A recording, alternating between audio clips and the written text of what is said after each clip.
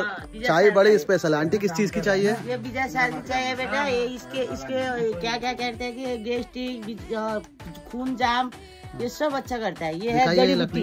ये देखिए विजय सार। तो विजय सार एक लकड़ी होती है, इसको वैसे काफी पवित्र भी मानते हैं। जरूरत नहीं है इसको जैसे जो जागर वगैरह लगती है कुमाऊं में, उस तरफ उसका ढोल भी इससे बनता है, जो वाद्य यंत्र होता है एक। तो उसकी लकड़ी की चाय इधर बन रही है चूल्हे में। तो फर्स्ट टाइम मैं इसको टेस्ट कर रहा हूँ। लेट्स सी कैसी बनती है। क्या तैयार है आंटी? ये कलर ऐसा कैसे हुआ इसका? ये विजय सार का है बाबा। ये अपने आप कलर देता है। अच्छा।